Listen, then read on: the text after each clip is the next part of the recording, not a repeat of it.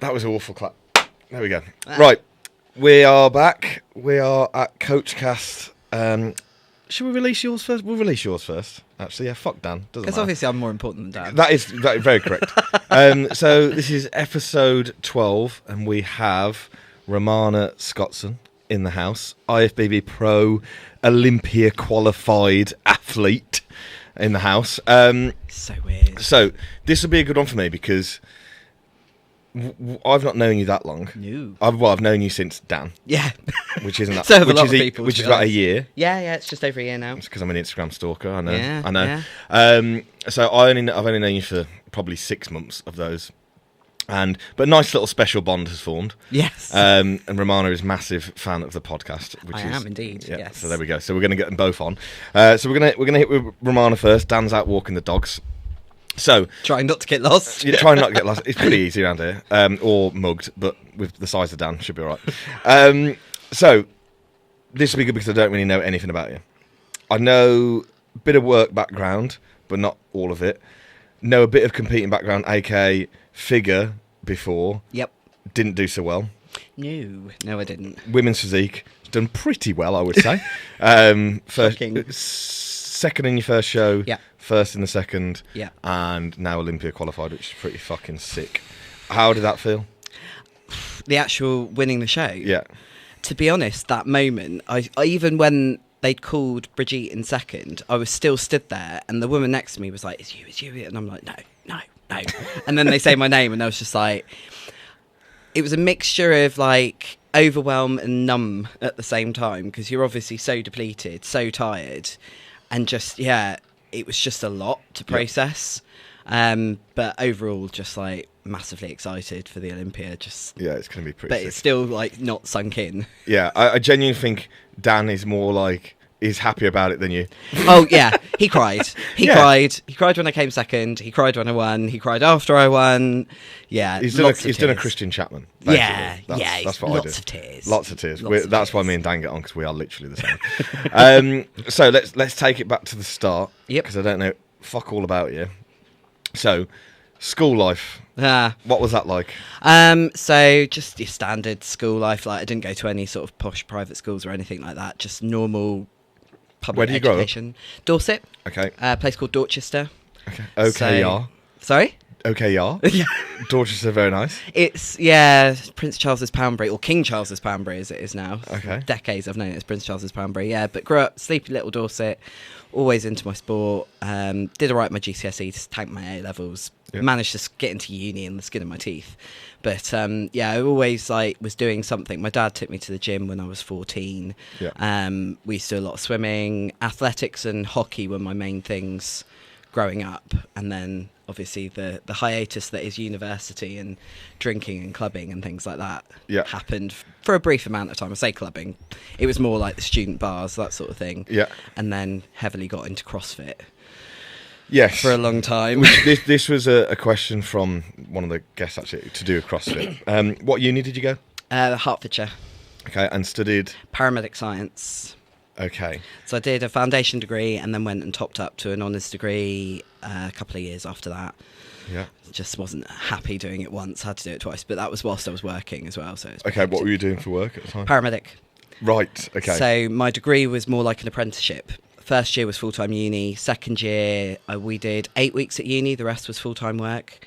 Second year was 6 weeks at uni, full-time work. Jeez. So I'm doing rotating shift patterns, and then I think it was like 5 weeks, we got released to go to uni for a week. So we lived like students for a week, and then it was back to full-time rotating shifts, 12 hours, night shifts, day shifts, late shifts. Oof. What made you want to do that? So, like I said, I tanked my A levels, and I was looking in UCAS, sort of the course lists online, and I was like, oh, I really want to be a physio. 240 credits, well, that's not going to happen. And in the P section of UCAS website, there was paramedic science, and it was like 120 credits. Looked at my grades, and I was like, I've got that. I've got the 1C in like PE that I need to be able to go. And so I just sort of fell into it, really. Okay. And 18 years later. So you still do it now, yeah? Until the 10th of August, when I am leaving the NHS after just shy of 18 years. I'm going to be a disability assessor 3 days a week. Okay. I can't be a pro and do night shifts and 12-hour shifts, and the stress of it is just... Yeah, which I think this is definitely worth noting for people who are listening who are like, well, I can't turn pro, I've got a full-time job. Okay, well, you can, and you can also qualify for the Olympia whilst doing night shifts and shit like that. So, like, with the gym, yeah, because we're going to probably skip over the school part and stuff like Yeah. that.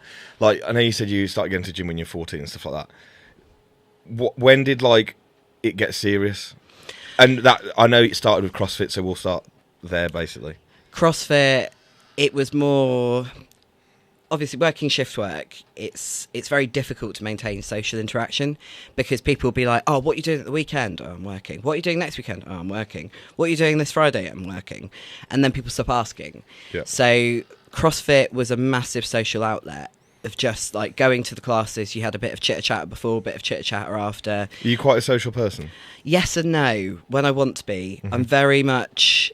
I like my own company. I like Dan's company, and I like to interact with people when I want to, but I wouldn't class myself as a social butterfly, but I do like to be able to talk to people when I want to. So around the classes was just the right amount of interaction. Yeah. And then you sort of make friends with that, and they were a lot more understanding of the shift work. So it kind of evolved into, we'd sort of go to a class, go and get some food afterwards, or there'd be a competition or something like that. So it would be a lot more social. But with CrossFit, I definitely jumped in both feet. I'm talking like 2 classes a day at times. Fuck. Yeah, 2.5 hours in open gym before a night shift. Or I'd like do a morning class and then go back and do an evening class, and redlining the whole time, like just overtraining massively. Would you say you've always been like that? Yeah. Like an extremist with everything? Yeah. So if you're going to get into something, you've got to be the best at it? It's not about being the best at it. That's not... It's just like... addicted personality, and just... Yeah, I want to just do that when I'm into something, rather than... There's never any drive to... I am competitive, but it's not about the winning. It's about pushing myself in a competition scenario. But with CrossFit, the competing side of it was just a bit too... Like, it'd be 3, 2, 1, go, your heart's in your mouth, you feel like you're going to be sick, and then you've got to try and do all this sort of activity whilst your stomach's churning. And with bodybuilding, obviously, like, the hard work's done before you actually step on stage. Yes. So it becomes a little bit more manageable. Yeah, of course. So how long were you doing CrossFit for? I started the end of 2011, and I was still CrossFitting up until 2019. And the only reason I stopped was I moved from Dorset to Devon, started living on my own again after a brief period of time back with my mum, and bills plus CrossFit, and then lockdown happened. So I never really got back into CrossFit. But yeah, I was literally the year before I turned pro, I was still CrossFitting. Shit. Yeah, and bodybuilding. Fucking hell. Yeah. Right, okay. So there was an overlap of CrossFit and bodybuilding? Yeah, by about 18 months. Right, okay. So picked that up pretty quick. But when you were doing CrossFit, I presume you built quite a decent rig.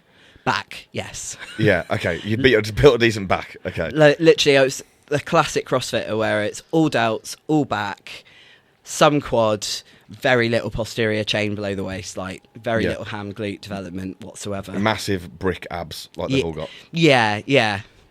Okay. Massive thick waist. Yeah. So obliques for days. What was the start of like the crossover to bodybuilding? So, I was working over in Bournemouth, living with my mum. I'd left London because I worked in London for like 13 years. Moved back in with my mum, and I was commuting to Bournemouth in a camper van and sleeping in a camper van in between my shifts. Fucking hell. And I was like, right, the CrossFit classes don't align with my shifts very well. So I found this little gym called South Coast Powerhouse in Bournemouth, and I've waddled in there. I know that gym. Yeah. Yeah. Waddled in there, and this Canadian comes running over. Do you compete? And Marty, the owner, was like, do you compete? I was like, CrossFit? Yeah. No, bodybuilding. I'm like, no, I don't want to do that. No, sequins and false tans, not for me. And then I think it was probably about 6 weeks later, I was cooking dinner for a mate, and I managed to sever a nerve in my hand, destoning an avocado. For fuck's sake. like that.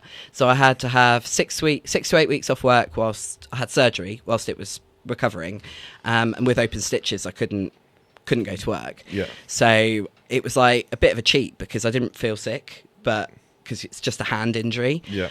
So I was still able to train the majority of me. Yeah. But CrossFit was a little bit more difficult because I Yeah, couldn't grip a bar, couldn't do a pull up, couldn't anything like that. So You started training legs, basically. yes, and I said to said little Canadian Brittany, I was like, right, I've got a load of time off work. I need something to focus on. Let's do a prep. And 12 weeks later, I stepped on stage PCA London and made a tit out of myself, but I loved it. Fuck. Okay. So pretty drastic decision. Yeah. So that was pre-lockdown. Yeah, that was And 2018. it was whilst you're still CrossFit. Yeah. Right. So you actually competed as a bodybuilder while still doing that. Yeah. Shit. Okay. What category? I started in toned figure. Okay. I did one PCA show in toned figure. Then I did another PCA show where I thought I'd entered athletic figure, accidentally entered trained figure. Brilliant. Came second. And Where did you come on in the tone figure? Oh, I don't even know. I didn't even realise I had to do a routine until the night before. Oh, fuck. I Prepared then? Yeah. I literally stood there, did my quarter turns, round in a circle and walked off the stage for a minute. Brilliant. Yeah. My posing was horrendous, absolutely horrendous. Yeah, so that was, I don't know, I just loved the experience. Yeah. I loved that pushing yourself, seeing what your body could actually do. And then I did, even though I wasn't very good at it, I did really enjoy being on stage. Okay. So you come off stage, you've done a couple of shows. What happened then? So yeah, I did a couple of other PCA shows. In 2019, I did my first two-bro show in figure at the Amateur Olympia, as well as the PCA British Finals. And yeah, didn't do too well in that. I think I came about 5th or something. I can't remember. I can't even remember where I came in that. And then I moved coaches from Brittany. Was with LRF for a while. Turned pro with him in 2020. Right, didn't know that. Yeah, 2020 during lockdown. What show? The only one that was on by two bros, the female British Finals. Yeah. Got my pro card in that. And then, yeah, obviously went on to do the figure pro shows. But I was doing, I think it was 3 days out from turning pro. I ended up doing CPR. 2.5 hours late off work. Missed a push session, my last sort of upper session before going to compete. Right, so that's not gone well. No, but I mean, that was just the nature of work and around the sort of competing side of it, the shift work. It's like I still had to have time off. I still had to do my shifts, and then I've learned now to book time off before. Yes, I would also, anyone listening to this as a competitor, if it's the week of peak week and you can book time off work, please do so. Yeah. It makes our lives a lot fucking easier, Yeah. and your own life a little bit easier as well. So, Yeah. Okay, cool. So you realise, right, figure, it's going all right. I've turned pro. Yep. What happened after that? So I was lucky enough to be able to get police permission to train during lockdown 3. Right. So bless him, the guy that manages Unit 7 down in Exeter, the amount of times I've turfed him out of bed because he'd forgotten that he said he'd come and open the gym for me at like 10 a.m. so I could get my training session done before going to work. So yeah, trained during lockdown, started prep. Originally I was going to do my pro debut in Portugal, but thanks to my very expensive Frenchie causing a vet bill, I couldn't afford it. So I had to push my debut back, and I debuted in Poland. September 2021. Did Poland, then 6 weeks later did Budapest. And unfortunately, Rob upped his prices, priced me out, and I then started with Mr. Hames. How did the shows go? So my pro debut, I came 10th. So I was really pleased with that. Mm-hmm. Budapest, I was joint last with like all the other British competitors. Meg Sylvester did that show as well. She came, I want to say she placed rather than being 16th, which is what the rest of us got. But yeah, it wasn't a very good show. How did that feel?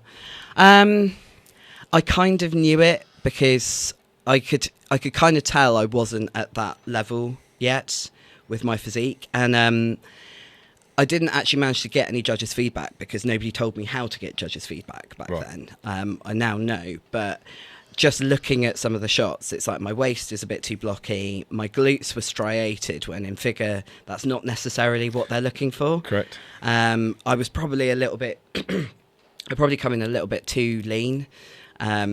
So Tom was like, have you ever thought about doing WPD? And I was like, yes, please. Yes, I'd like to do that, please. So why is that a yes? Like, what is it about women's physique that you like? Main thing in the forefront of my mind was getting rid of those bloody high heels. Yeah. I can imagine that's probably not a you thing. No, it's not. I look like Bambi on Ice trying to walk. Like, trying to be graceful or walk with some sass. No, I stomp. Not for you. No. I stomp. So, yeah, that was a big thing. And after Poland, I was like, actually, I think my heart's not in figure. I love the category, but it's quite restrictive with what you can do with your physique and how you present it. You know, you have your quarter turns, you have a few extra mandatories that you can put into your individual presentation, but there's not really an element of being able to show your personality or be creative with it. Yep. So obviously with women's physique, you have your routine and you have your individual presentation, where as long as you're hitting a certain amount of the sort of mandatory poses, you can also add in things that you know your physique looks good in. Yeah. That's where the leg bent side chest came from. Yes, I was literally thinking of that pose as you were talking then. Yeah, that was literally, I just tried that off the cuff in one of my check-ins, and Dan was like, okay, you're doing that now. Yeah. So Tom came in, Yep. suggested women's physique. Mm-hmm. What happened then? Because there was an absolute blow up. So I was with Tom, had control of everything until about June 2022. And I was sort of thinking to myself, okay, things are changing, but I've kind of, with my training, I've been doing the same thing over and over again, expecting a different result. Mm-hmm. Like, I'm redlining still at this point. I'm still training as a bodybuilder, but like a CrossFitter. Right. So 4 sets of 15 reps, a million exercises in every session. And I was like, right. No real structure and stuff. No. But is that all you ever knew? Yeah, nobody really ever said to me, less is more, or this is how. Obviously, I had training programs, but in my head, I was just like, right, I need to work here. Yeah. And to me, work meant volume. Yes. When actually it's do now... more. Yeah. And I'd been following Tom's program, but I had one of my really good friends at my gym down in Exeter, Nat. He'd gone to Dan. I can't remember if it was just around the time my pro debuted, he started working with Dan, and I saw the change that he had, and we'd sort of trained a little bit together, or I'd been in the gym when he was training and been kind of like, okay, your progress is pretty epic here. Yeah. So when I thought about going to Dan when I left Rob, LRF, but Dan didn't coach females at that point, so I didn't even bother asking him. Mm-hmm. And then came to June and I was like, dude, I need to make a change. I need to make a big change. Will you take over my training for me? Like, Tom was happy. He was like, yeah, no, that's great. I work really well with Dan, so that's absolutely golden. And Dan said yes. And we were just friends at this point. There was nothing, literally. That's what they all say. No, literally. I'm joking. Yeah, literally. And so he took over my programming. We had quite a lot of back and forth because I'm a bit older. Body's a little bit broken from CrossFit and spending 12 hours sat in an ambulance and probably lifting patients and things like that. So, yeah, he took over my training. There was a long list of things I couldn't do. Yeah. And yeah, he sort of worked around that. And then once we actually became a couple, that back and forth that you have with your coach about this exercise isn't working, it became real time. It was when we were in the gym together, this isn't working for me today. Okay, we'll do this or try that. And that attention to being able to have your coach for training on hand in real time, as well as his approach to training, just kind of... Yeah, well, I had, when I prepped Soph for competition, it was easy because I was with her every day.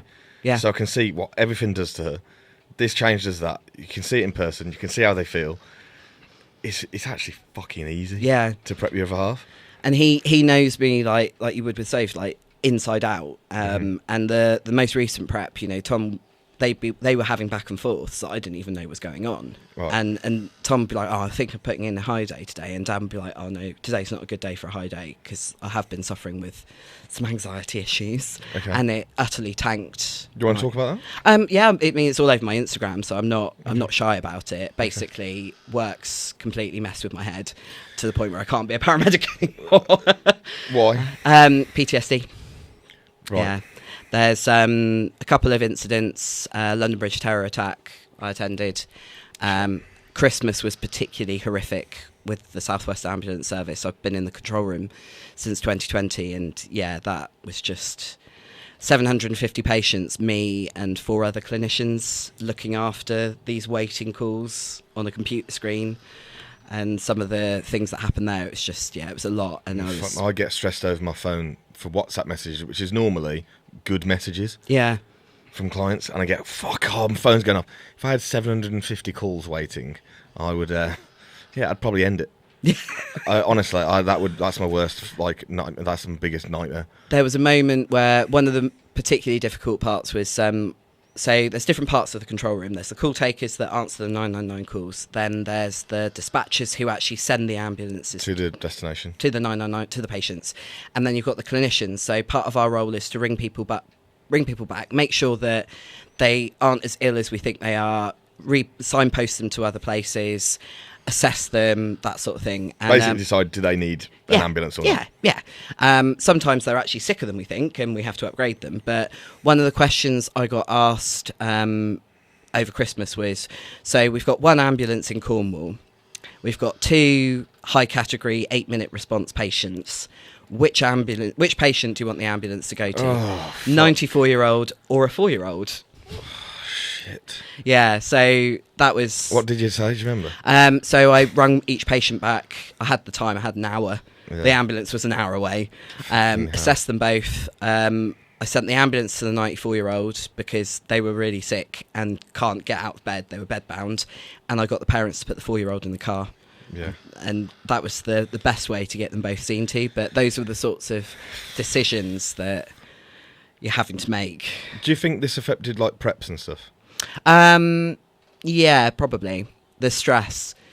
Yeah, because you trying to check in after a night shift, even without the cortisol levels of the actual things that you're dealing with, just the shift in your circadian rhythm is like, it's like a yo-yo. It has to be more on look than scales because you'd be holding water and... Which with, firstly, having Dan in person, great. Yeah. But Tom, and I put this on my story the other day, Tom has the best eye in the game. 100%. Yeah. He's sick. And I love that about him. Like, that's like my favourite thing. Yeah. It's just like, just literally goes by eye. Yeah. Yeah. And also, like, incredibly relaxed. Yeah. That was... Yeah, don't worry about weighing yourself. Yeah. And I'm, because I'm quite a stickler for, like, everything absolutely on point. Yeah. I need to know everything.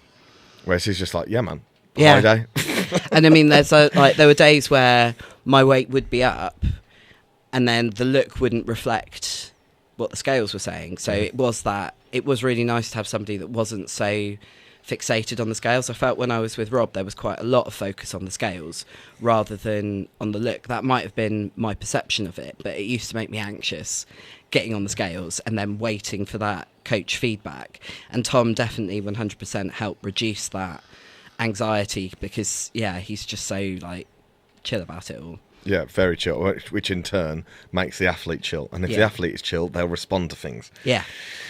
So, Dan's helping. Yeah. Alongside, you got him in person. Yeah. You got Tom looking after everything. Yeah. I can't remember where we were because we went to anxiety and PTSD, so I'm a bit fucking lost now. Oh, I can't remember either. We're mid-prep. Mid-prep. Are we, which prep? I can't remember which prep. Okay. So I'm with Tom, and Dan's doing training. Yeah. You start blowing up. Yes. Essentially. Yeah. Was it like, because I always say this to like every client, like with training, I'm pretty lax, as in I don't care what you want to do. I've got no preference to, you have to do this, you have to do that. I just want them to do what they enjoy. Yeah. But also, if they do something new, it's going to work. Yeah. Because they've never done it before. So if you go from, I've come to you and I'm doing 4 sets of 15 on every single exercise, and then you all of a sudden do a top set and a back off, and you're going as heavy as fucking possible. Yep. I reckon something's probably going to happen. It was more a case of, so we moved to more of that top set back off approach. Yeah. But more focusing on... My favourite is that everyone calls that train by JP style. Fucking hell, does my head in That's that. the first I've heard that. But Oh, mate. I want to train like train by JP. I'm like, so you mean top set and back off? And he's like, yeah. I'm like, he trains like in multiple ways. Yeah. Not just that. And they're like, yeah. Fucking does my head in. I mean, there are other things. Sometimes there's 3 sets. Oh, okay. But it was more about the actual feel of the muscle during the exercise rather than focusing on how much I was lifting. Were you more of a just like sling it, grip it, and just see what happens? Yeah. Okay. But there was a lot of tempo stuff with Rob's training. Yeah. There was a lot of 3 seconds, 3 seconds, 3 seconds, to the point where it was just like a little bit boring. Right. But with Dan, it was more a case of, controlling the eccentric, but also feeling that connection. And focusing on pushing to failure, which is very hard to go to that, okay, I need to train to failure now. And especially with legs, there was a little bit of fear around my old knees. But now we've found... does that probably come a little bit from CrossFit as well, of just fucking yourself up? CrossFit, running, I did a lot of running as well. Can't imagine that. Yeah, No I know. offense. I jogged. I broke into a jog last night. Oh, wow. Yeah. After a lot of off-plan meat. So Right. that wasn't... And she doesn't mean Dan. No. No, we went for dinner with Mr. Crossland and Very nice. But so it was more about sort of applying intensity and applying focus to my sessions rather than just throwing the kitchen sink at a body part. It's like, right, what do we actually want to bring up, and what we want our focus to be on the intensity of those 2 sets rather than just trying to bury yourself in the gym in general. Yeah. So with that, and also being with somebody who is also doing the process, is also heavily in off season, it's that motivation and almost inspiration to put all that food away that it takes to grow, which Dan is, I mean, like, honest, there's not many people that, like, I don't want to say admire in this, but like respect in the industry. But that kid can do anything in terms of if he's got to beat himself down into the depths or he's got to fucking eat. Yeah. And now I genuinely think, I know off season is far harder than a fucking prep. Diet me, I could... Yeah, I could diet all day long. Yeah. Give me dust and I'm fine. Yeah. But fill me up and make me feel like shit all day is so hard. And he is pushed big. Yes. And how old is Dan? He will be 27 on Sunday. Which is mental. Yeah, no.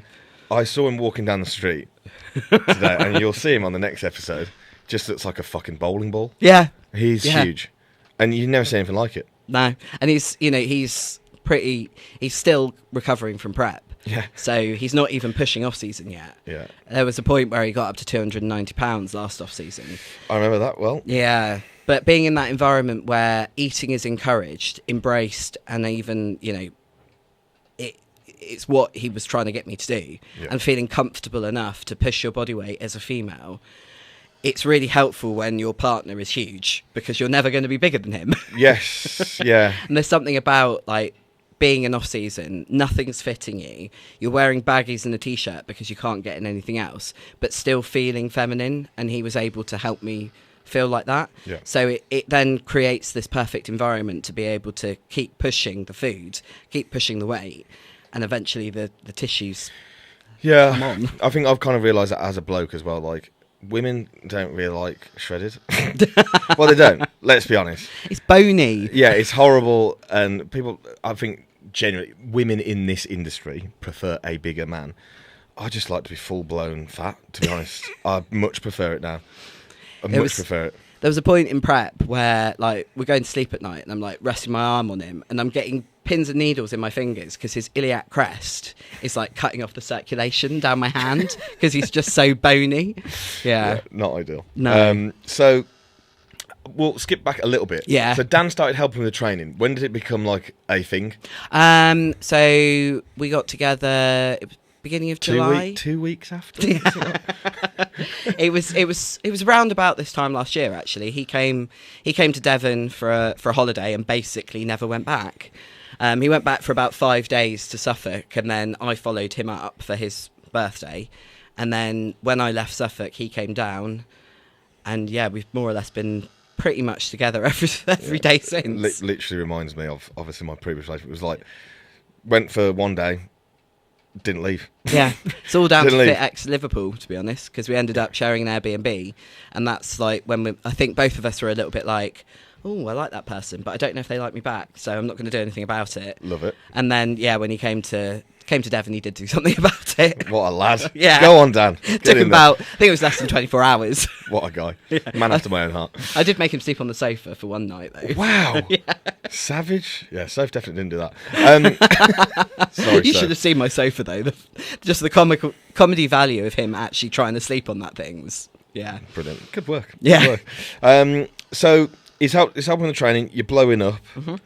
Tom's buzzing. Yep. When did like prep? Because prep started, but then it was like, oh, it came around really fast. But So- did you do an early show in the end? No, so That's the we were, normal Tom Haynes protocol. No. Oh, we'll get you ready early.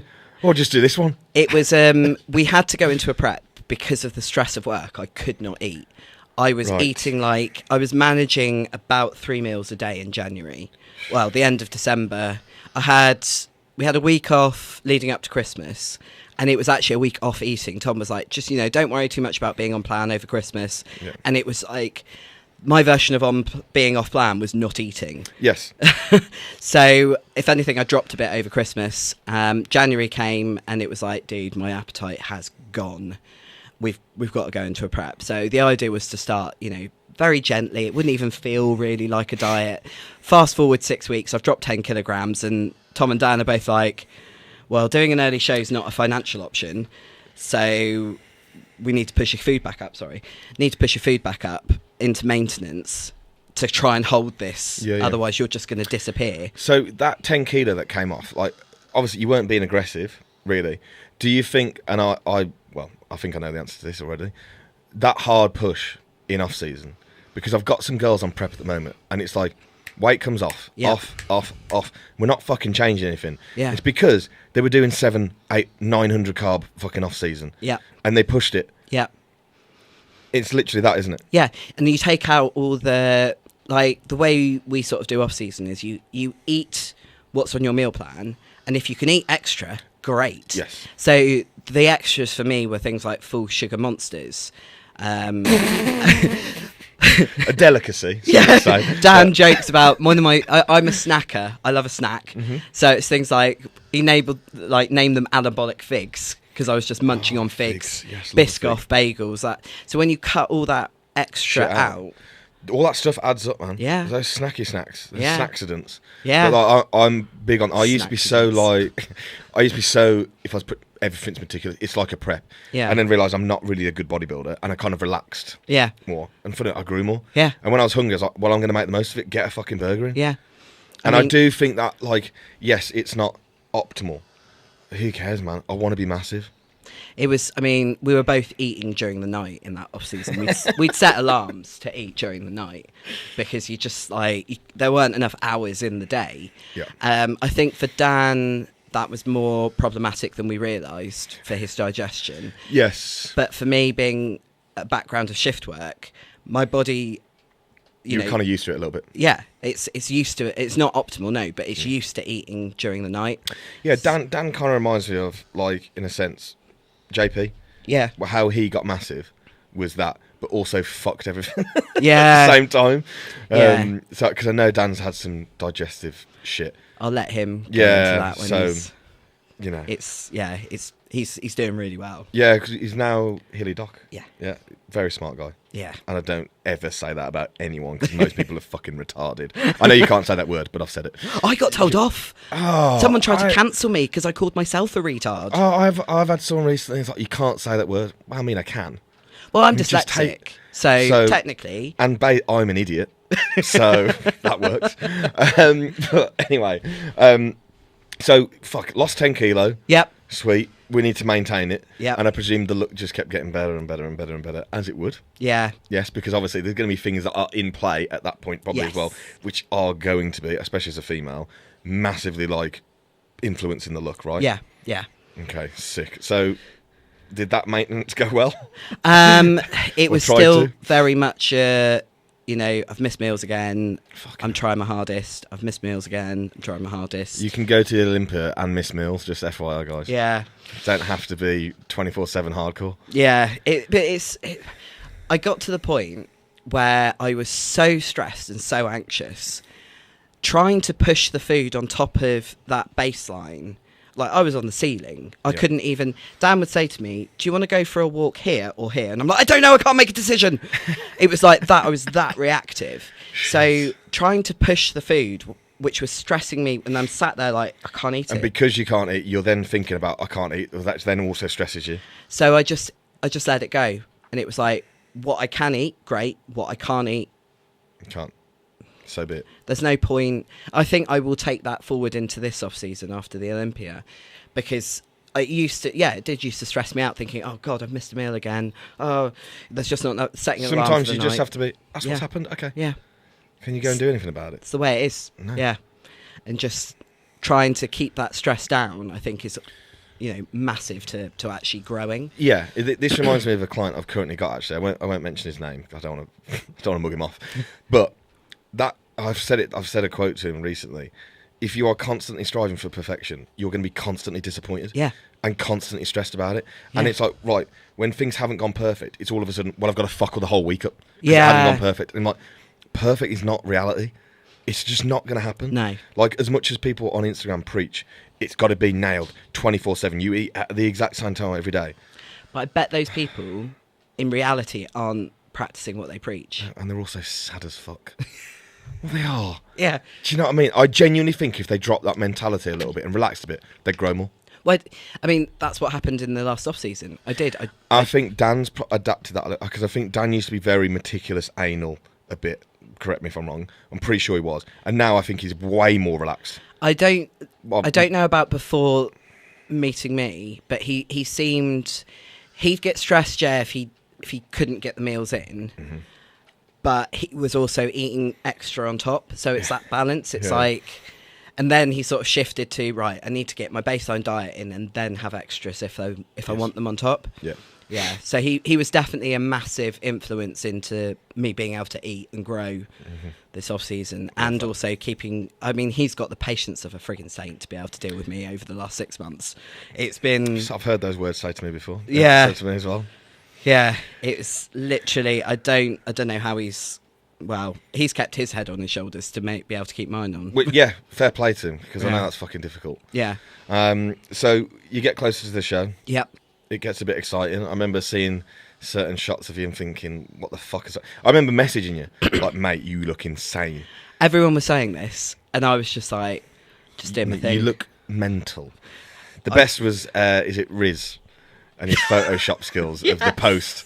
Fuck me, that was so funny. But, mate, you literally looked like... Fuck. Was that the one that was down as the baby? Yeah. There Best was several Photoshop of them ever. that went around. Yeah, amazing. Yeah. So, Yeah.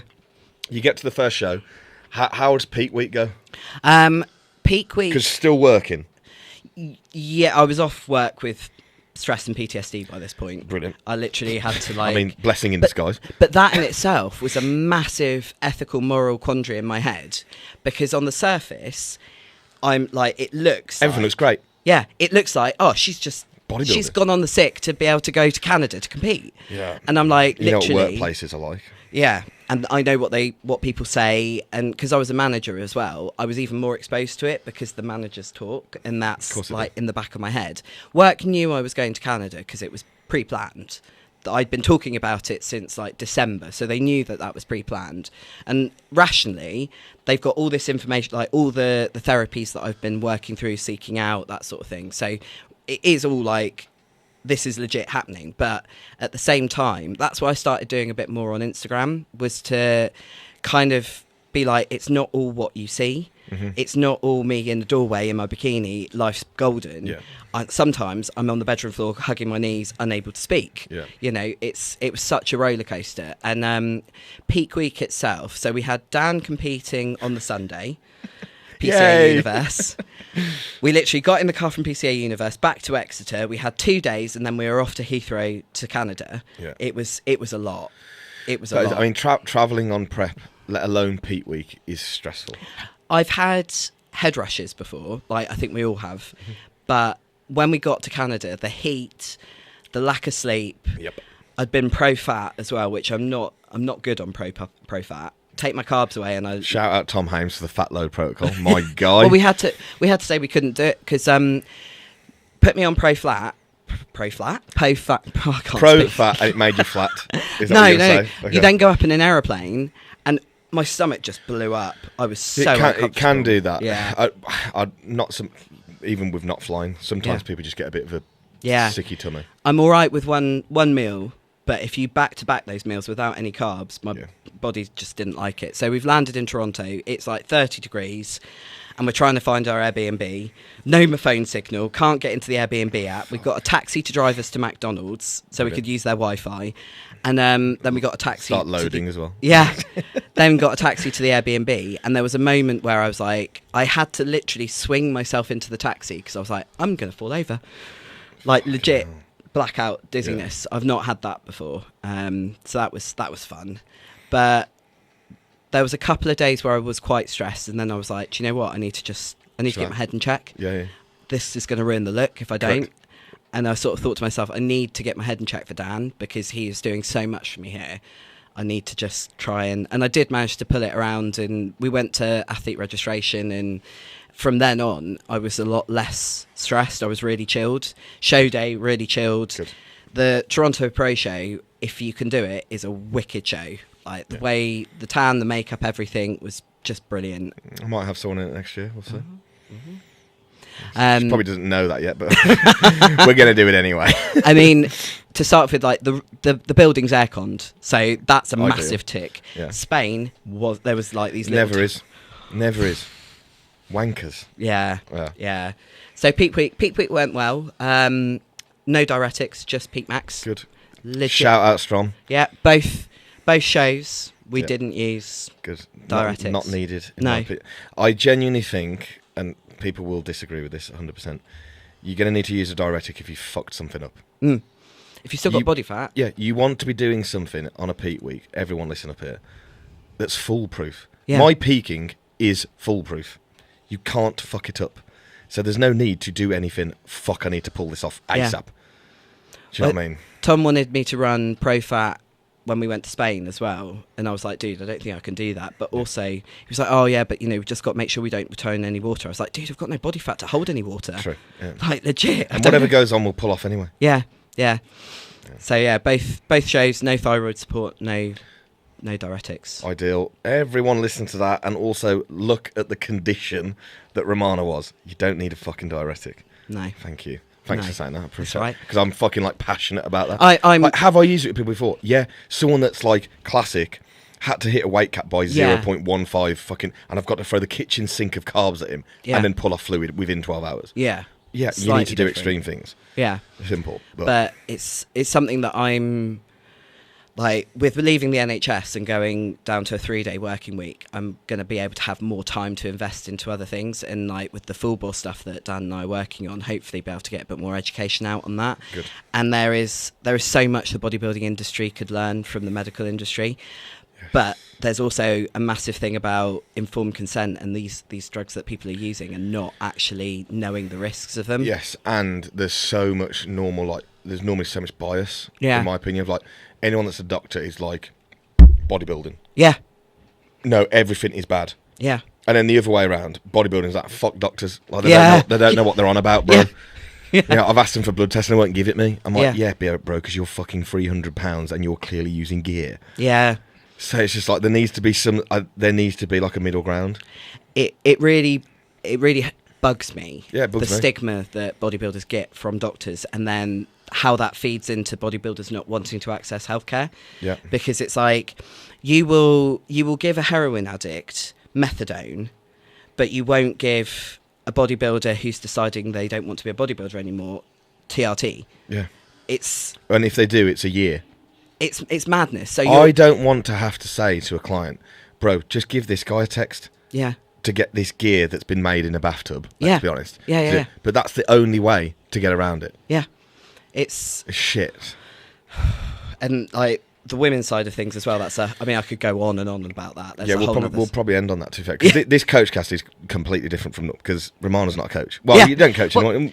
Bits and bobs. I was trying to build up a coaching business before I went sick from the NHS. Obviously, coaching whilst you're off sick from the NHS is fraud. So, not been able to do that. But, you know, with my end date in literally like 3 weeks' time, I will be starting to advertise coaching spaces. I'm glad about that. Yeah. So like, it's more of a like, right, the come up of this, and to be fair, like females in bodybuilding, like, firstly, I prefer prepping females than males anyway. I'm fascinated by figure, women's physique, like even bikini. I find it great. I think there's more intricacies because you have the hormones to play around with. Yeah, it's really fun. Not play around with, but yeah, it's really great. It's not stressful at all. It's really annoying. But yeah, so do the show second. Yeah, I would have argued first, and I think so would absolutely everyone else.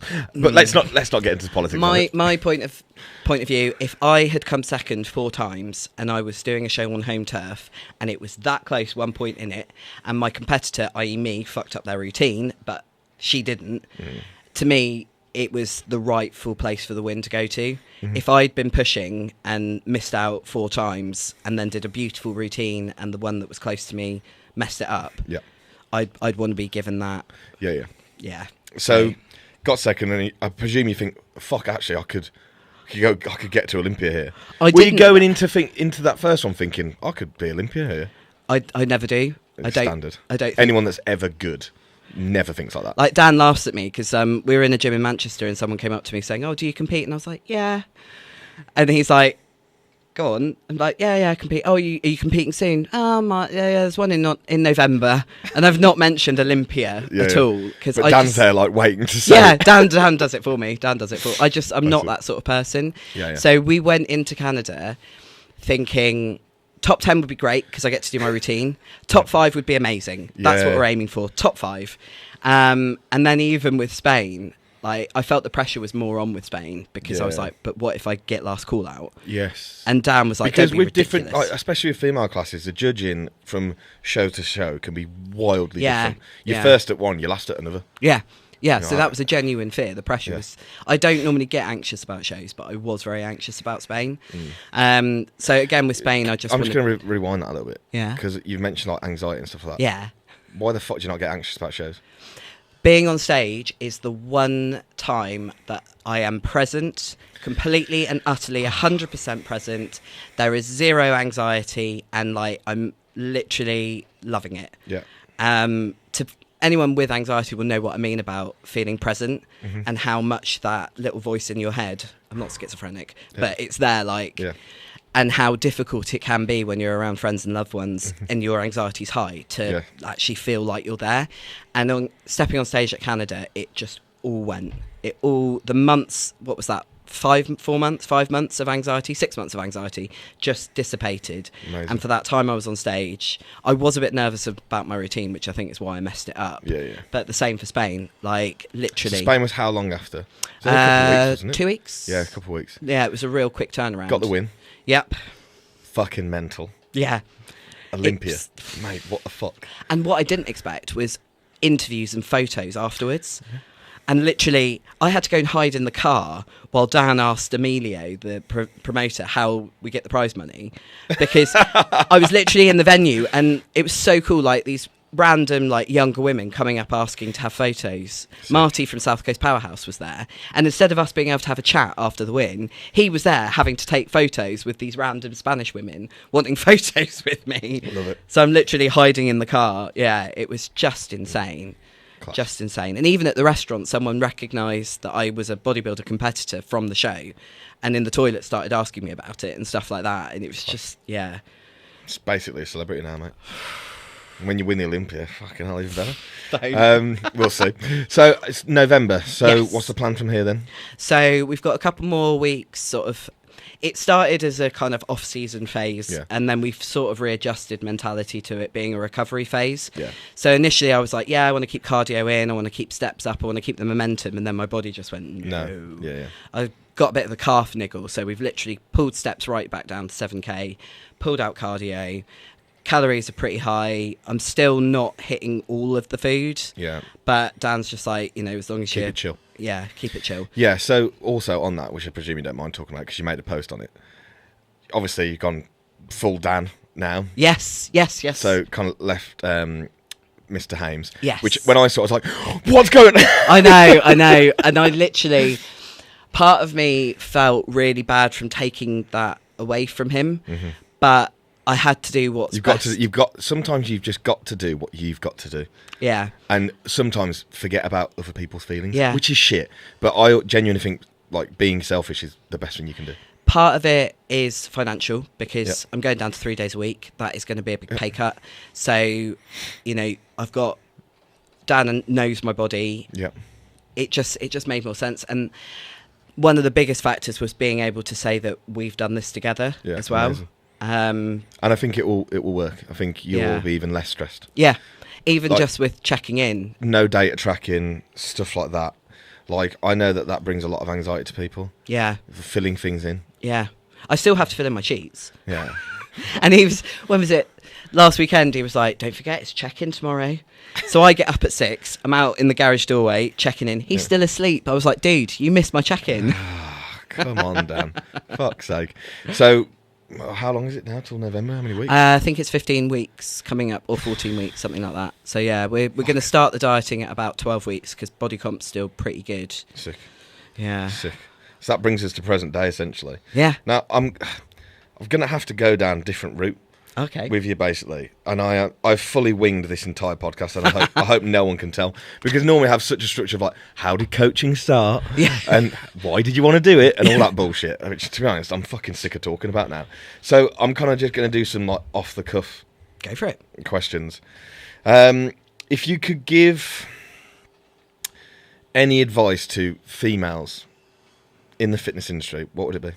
It would be... Okay, bodybuilding industry, whatever you call it. If you want to make the decision to go assisted, make sure you have all of the information, all of the risks, and you take your time to weigh it up, because once you go down that rabbit hole, it's very, very difficult to come back. Yep. And unfortunately, there are a lot of coaches out there that think they know about female hormones. Correct. And they don't. Also correct.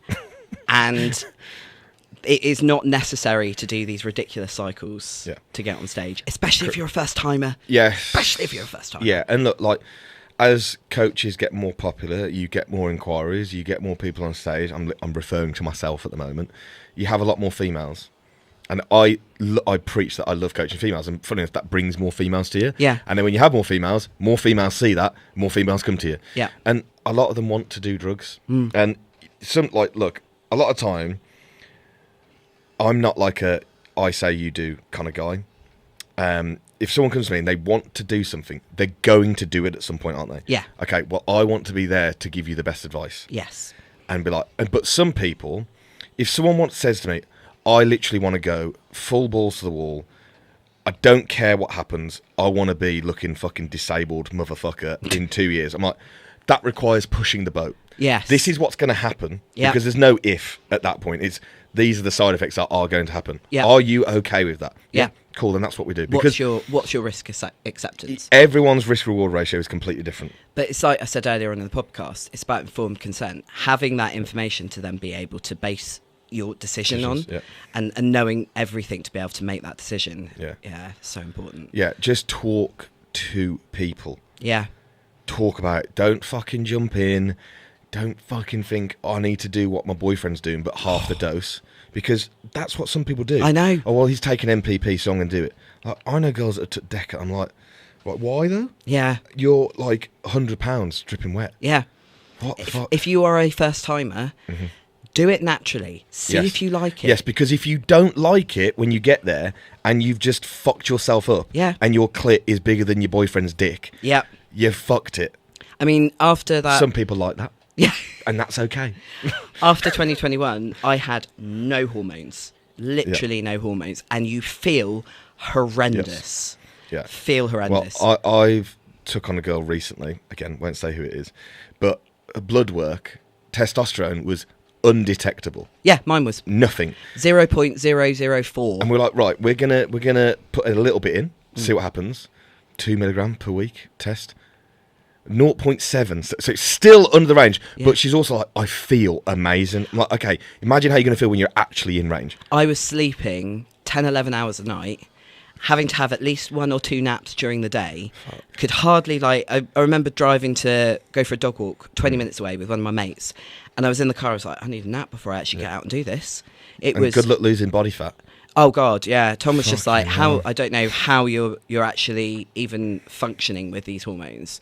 Yeah, so that's my big thing. If there's one thing you could change about the industry, what would it be? I think again, we've kind of touched on it. Yeah, I think Doctor bodybuilder relationship. Yeah. It needs to be more like accepted, like these things are going to happen. Yeah. Like, people are going to bodybuild and going to take fucking gear. But what gets me is you can go to the doctor with fatty liver because you drink every single night. Yeah. And they'll get treat help. you like a decent person. But if you go to them and you happen to pin testosterone twice a week, suddenly you're a dirty steroid user. Yeah.